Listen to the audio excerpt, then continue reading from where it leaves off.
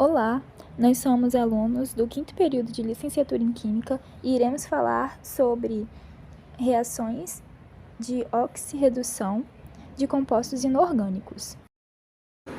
Nesse caso, as reações redox, elas podem ocorrer de dois centros iguais ou diferentes. Elas podem ocorrer em um intervalo de velocidade que varia em até 14 ordens de grandeza, ou seja, dependendo do mecanismo, ele pode ocorrer de maneira muito rápida ou bastante lenta. Ao contrário das reações fotoinduzidas, as transferências aqui tratadas vão ocorrer em regime adiabático, garantindo a conservação da energia total do sistema. Além disso, a reação redox pode ou não vir acompanhada de uma reação de substituição em um dos ligantes. O mecanismo, eles podem acontecer de duas maneiras, na esfera interna e na esfera externa. Na esfera interna, a transferência é intermolecular, que significa que a força é exercida para manter unidas duas ou mais moléculas. Um dos complexos envolvidos deve ser lábil. E o que é a labilidade? Bom, é a habilidade de um complexo de participar em reações que resultam na substituição de um ou mais ligantes na sua esfera de coordenação. Ela ocorre a formação de um transiente binuclear ligado em ponte e ocorre a substituição de um ligante na esfera de coordenação de um dos complexos antes da transferência do elétron. Já na esfera externa, a transferência é bimolecular.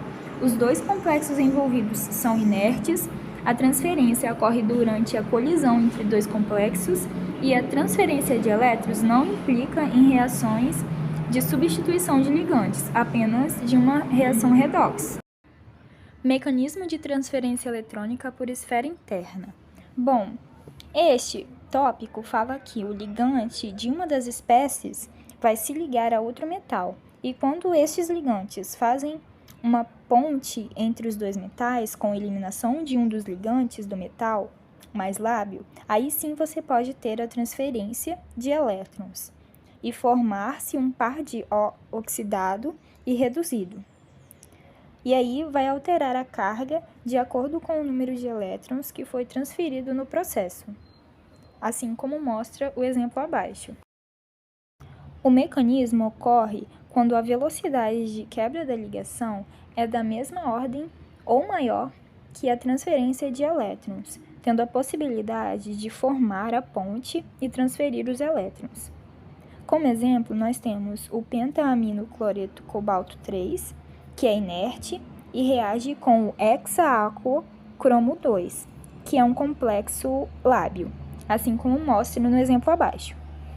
É importante que a ligação de cobalto e cloro não seja lábil, pois a molécula de água do cromo 2 pode sair para formar o complexo final, onde o cromo 2 se converte em cromo 3 e o cobalto 3 se reduz a cobalto 2. Agora eu vou dar continuidade falando um pouco da variação do potencial dos elétrons. O que ocorre?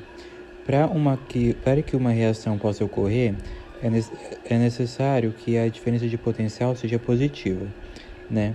Então, isso vai depender de cada complexo, ou seja, quanto mais estável for esse complexo, mais difícil vai ser alterar a configuração eletrônica dele.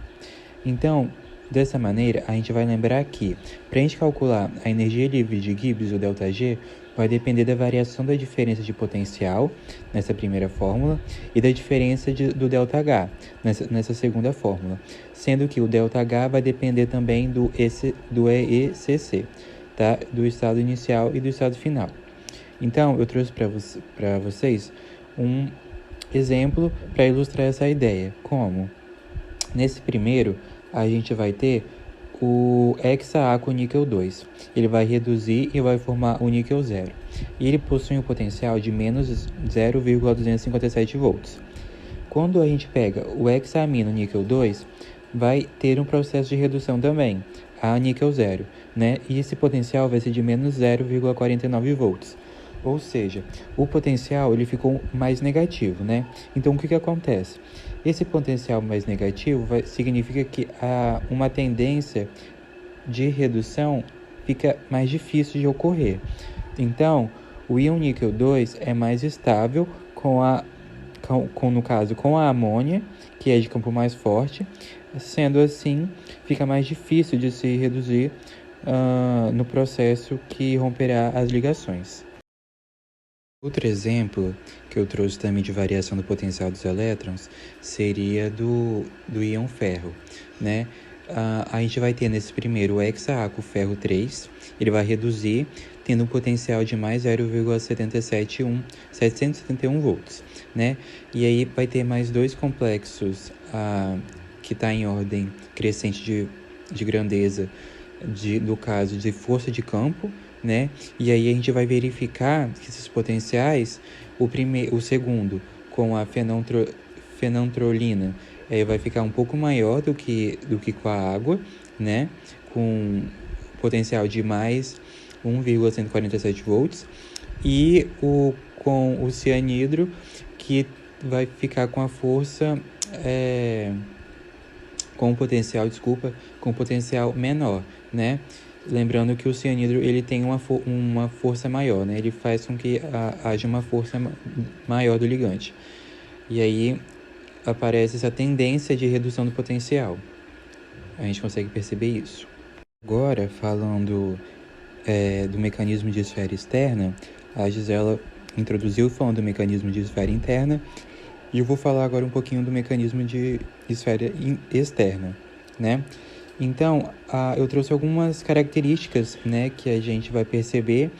Por exemplo, a gente vai perceber que as transferências que vão ocorrer nesse mecanismo é bimolecular. Nós vamos perceber também que os dois complexos envolvidos são inertes. A transferência que vai ocorrer durante a colisão entre esses dois complexos, tá? Vai ter uma transferência, né, de elétrons, e não vai implicar, essa transferência de elétrons, né, não vai implicar nas reações de substituição de ligantes, né, apenas quando a gente vai falando de uma reação redox.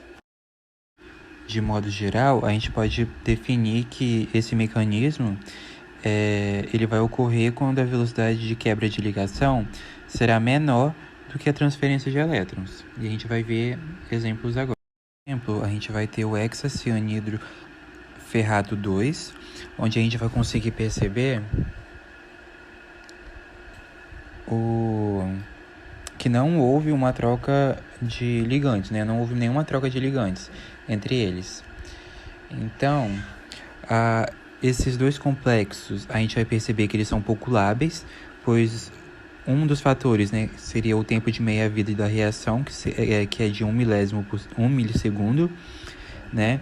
Além do ferro 2, ele ser um íon de configuração 3D6, né, que quando ligado ao cianidro, que é de campo forte, vai acabar contribuindo com a estabilidade dessa forma, né, desse complexo, e com isso ele vai ser pouco lábil, né, como a Gisela explicou no início o que seria esse conceito de labilidade. Já quando a gente vai falar do irídio, a gente vê que a configuração dele é 3D5, e aí a gente não tem dúvidas que ele é sim de campo forte, né? Ele vai ter uma carga super elevada, e assim ele também vai ser super estável e pouco lábil. Enfim, nesse último slide, eu trouxe outro limitante, né, que seria a variação do tamanho das ligações metal-ligante, onde uma ligação metal-ligante altera o tamanho muito mais lentamente do que a transferência de elétrons. E aí eu trouxe 3 exemplos, onde mostra as constantes de velocidades que são muito variáveis. Nesse primeiro, a gente tem que a constante de velocidade é extremamente rápida, que é 10 a 6, né? Nesse segundo caso, com o grupo aquo, a gente vai ver que está ali na casa do 3. E quando a gente vai lá para o grupo amino, a gente vê 10 a menos 6, né? Então, a gente tem muito esse extremo aqui na velocidade das reações. Então, o que eu posso dizer um pouco sobre esses exemplos? O ferro do primeiro exemplo, que é o ferro 3, é um complexo de campo forte, então ele vai ter essa configuração eletrônica conforme a figura, né, conforme a imagem ali.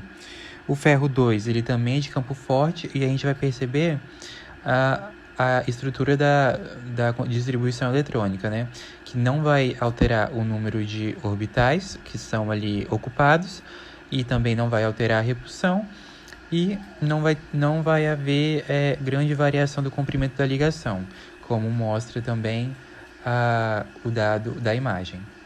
E seria isso.